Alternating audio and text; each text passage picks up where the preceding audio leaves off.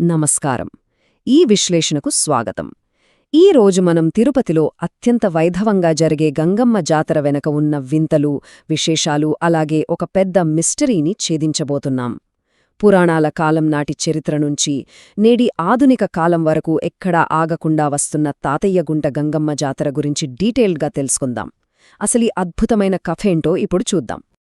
సాధారణంగా దేవుడిని అత్యంత భక్తి శ్రద్ధలతో పూజిస్తాం కదా, కాని ఇక్కడొక విచిత్రముంది. ఒక జాతరలో భక్తులు తమ ఇష్టదేవాన్ని అత్యంత పచ్చి బూతులు తిడతారు. అవును, వినడానికి కాస్త షాకింగ్గా ఉన్నా ఇది అక్షరాల నిజం. అసలు ప్రాణంగా కొల్చే దేవతను అలా బూతులు ఎందుకు తిడతారు? ఎంతో భక్తితో చేసుకునే ఈ పండుగలో ఇలాంటి వింత ఆచారం వెనుక ఉన్న అసలు కారణమేంటి? ఇంకో ఆసక్తికరమైన విషయమేంటంటే, ఈ జాతర ఇప్పుడు కేవలం తిరుపతికే పరిమితం కాలేదు. పుష్ప 2 సినిమాతో గ్లోబల్ రేంజ్కి వెళ్ళిపోయింది. అల్లు అర్జున్ వేసిన గంగమ్మ జాతర వేషం ఒక ఊపు ఊపేస్తోంది కదా. ఈ ఒక్క సీన్ ఆ లోకల్ జాతరను వరల్డ్ వైడ్ పాప్ కల్చర్ వేదికపై నిలబెట్టింది. అసలా విచిత్రమైన వేషాల వెనుకున్న ఆ సీక్రెటేంటో ఇప్పుడు డీకోడ్ చేద్దాం. మొదటి భాగం, పురాణాల నుంచే గ్రామానికి యోగమాయ పునర్జన్మ. అసలు ఈ గంగమ్మ తల్లి ఎవరు, బ్యాక్గ్రౌండ్ ఏంటి? మనం ఒకసారి ద్వాపర యుగానికి వెళ్తే, కంసుడు, దుర్యోధనుడు లాంటి వాళ్ల ఆగడాలు విపరీతంగా పెరిగిపోయినప్పుడు శ్రీకృష్ణుడి ఆదేశంతో యోగమాయ ఆయనకు చెల్లెలుగా పుడుతుంది. కాని పుట్టిన వెంటనే కంసుడు చేతిలో చనిపోతుంది కదా. అప్పుడు కృష్ణుడు ఆమెకొక వరమిస్తాడు, కలియుగంలో మళ్లీ శక్తివంతమైన గ్రానదేవతగా పుడతావు అని. ఆ వరమే మన గంగమ్మ తల్లి. అంటే సాక్షాత్తు ఆ కృష్ణుడి చెల్లెలైన యోగమాయే ఈ రాయలసీమ సరిహద్దుల్లో ఉగ్రరూపంలో తిరిగే గంగమ్మగా అవతరించిందనమాట. It's really fascinating. కాలక్రమంలో ఈ స్టోరీలో ఒక అద్భుతమైన ట్విస్ట్ ఉంది. సుమారు 1000 సంవత్సరాల క్రితం ఒక రాత్రి ఉగ్ర రూపంలో ఉన్న గంగమ్మ తల్లి సాక్షాత్తు ఆ గొప్ప తత్వవేత్త రామానుజాచార్యుల వారిపైకే దూకిందట. అప్పుడు ఆయన ఏమాత్రం భయపడకుండా తన చేతిలోని అక్షింతలపై శక్తివంతమైన మంత్రాలు జపించి ఆమెపై చల్లి ఆ ఉగ్ర రూపాన్ని ఒక చిన్న పసిపాపగా మార్చేశాడు. అలా ఆ చిన్నారి గంగమ్మను తిరుపతి పక్కనే ఉన్న అవిలాల అనే గ్రామంలో వదిలేశారు. అక్కడ ఆ పాప 6 అక్కచెల్లెళ్ల మధ్య ఎంతో అల్లారముద్దుగా పెరిగింది. రెండవ భాగం, పాలేగాడితో పోరాటం, వేషాల వెనుక అసలు కథ. అలా అవిలాలలో పెరుగుతున్నప్పుడు ఒక పెద్ద ఘర్షణ మొదలైంది. అదేంటంటే, అప్పట్లో ఆ ప్రాంతాన్ని 76 మంది పాలేగాళ్లు పాలించేవారు. అందులో ఒకడు మహాక్రూరుడు. ఆడపిల్ల కనిపిస్తే చాలు వదలకుండా ఎత్తుకెళ్ళిపోయేవాడు. ఒకరోజు వాడి కన్ను మన గంగమ్మపై పడింది. సాక్షాత్తు ఆ దేవతనే మోహించి తన వినాశనాన్ని తానే కొని తెచ్చుకున్నాడు వాడు. అప్పుడు గంగమ్మ వాడికి చిక్కకుండా తప్పించుకుని వాడిని ఎలాగైనా అంతం చెయ్యాలని ఒక భయంకరమైన శపథం చేస్తుంది. గంగమ్మ వ్యూహం ఎంత బ్రిలియంట్గా ఉందో చూడండి. ఆమె మామూలు మనిషి కాదు, దైవాంశ సంభూతురాలు అని జ్యోతిష్కులు చెప్పడంతో ఆ పాలేగాడు భయంతో ఎవ్వరికీ కనిపించకుండా దాక్కుంటాడు. అప్పుడు గంగమ్మ వాణ్ణి వెతుకుతూ ఎవ్వరికీ గుర్తుపట్టకుండా రకరకాల విచిత్రమైన వేషాలు వేసుకుని తిరుపతి వీధుల్లో తిరుగుతుంది. దాక్కున్నవాణ్ణి బయటకు రప్పించడానికి, వాడి అహంకారాన్ని దెబ్బతీయడానికి రోడ్ల మీద పచ్చి బూతులు తిడుతూ కావాలనే రెచ్చగొడుతుంది. ఫైనల్గా ఆమె దొరవేషం వేసుకుని వస్తుంది. అది గంగమ్మ అని తెలియక ఎవరో రాజు వచ్చాడనుకుని దర్జాగా బయటకొచ్చిన పాలేగాడ్ని సెకండ్ల వ్యవధిలో ఆమె అంతం చేసి తిరుపతికి పట్టిన దరిద్రాన్ని వదిలించేస్తుంది. సో మనం ఈ విశ్లేషణ స్టార్టింగ్లో అనుకున్న ప్రశ్నకు ఆన్సర్ ఇక్కడే దొరికింది. ఆనాడు గంగమ్మ తల్లి ఆ క్రూరుడైన పాలేగాడిని వేటాడిన విధానాన్ని గుర్తుచేసుకుంటూనే నేటికి భక్తులు రకరకాల వేషాలు వేసుకుని నోటికొచ్చినట్లు బూతులు తిడుతూ ఆ ఎపిసోడ్ని మళ్ళీ క్రియేట్ చేస్తారన్నమాట. అమ్మవారిని ఎంత తిడితే ఆమె అంతగా శాంతిస్తుందని ఇక్కడొక బలమైన నమ్మకం.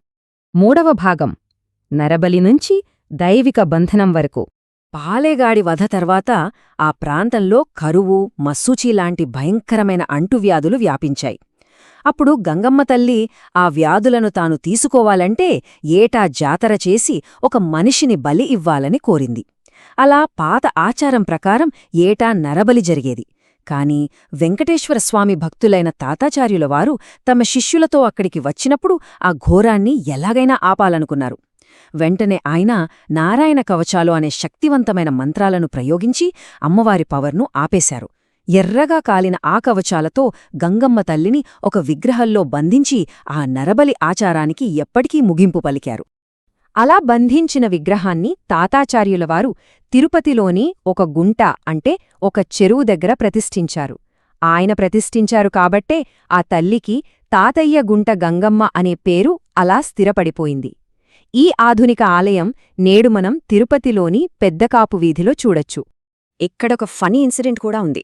అప్పట్లో నొక్కిలి కుప్పిరెడ్డి అనే ఒక వ్యక్తి రోజూ ఫుల్గా తాగి అమ్మవారికి మిఠాయిలు నైవేద్యంగా పెట్టేవాడు.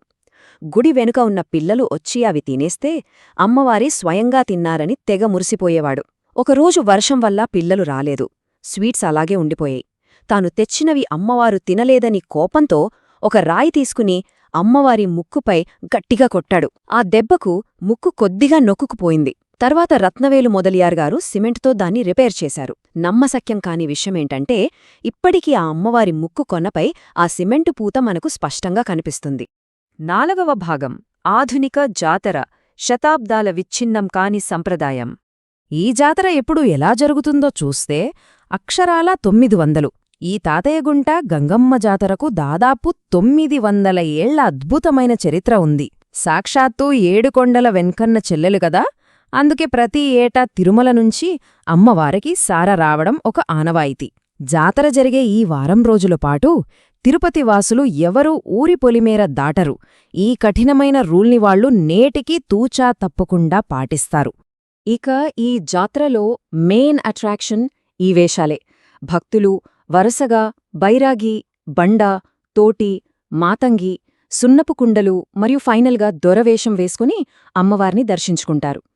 ఇక్కడ ఆశ్చర్యకరమైన విషయమేంటంటే కేవలం పెద్దలు మాత్రమే కాదు, అప్పుడే పుట్టిన పసిపిల్లల నుంచి పండు ముసలివాళ్ల వరకు ప్రతి ఒక్కరూ ఏదో ఒక వేషం వేసుకుని తమ భక్తిని చాటుకుంటారు. ఈ జాతర ముగింపు కూడా చాలా స్పెషల్ అని చెప్పాలి. దీన్నే చెంప తొలగింపు అంటారు. లాస్ట్ రోజున బంకమట్టితో చేసిన గంగమ్మ విగ్రహాన్ని పగలగొట్టి ఆ మట్టిని భక్తులకు ప్రసాదంగా పంచుతారు. ఆ పవిత్రమైన మట్టికి ఎటువంటి వ్యాధులనైనా నయం చేసే అద్భుతమైన మెడిసినల్ పవర్స్ ఉన్నాయని అక్కడి ప్రజల ప్రగాఢ విశ్వాసం. చూశాం కదా, ఒక స్థానిక జాతర వెనుక ద్వాపరయుగంలో కృష్ణుడి చెల్లెలి యోగమాయ పునర్జన్మ నుంచి భయంకరమైన నరబలుల వరకు ఎంత పెద్ద స్టోరీ దాగి ఉందో. ఫైనల్గా మనం ఆలోచించాల్సిన విషయమొకటుంది. మన చుట్టూ జరిగే ఆధునిక పండగల్లో, మనం చూసే పాప్ కల్చర్లో ఇలాంటి పురాతనమైన ఎపిక్ మిథాలజీలు ఇంకెన్ని దాగి ఉన్నాయో కదా. ఈ విశ్లేషణ మీకు అద్భుతంగా అనిపించిందని ఆశిస్తూ మరో ఆసక్తికరమైన అంశంతో మళ్ళీ కలుద్దాం.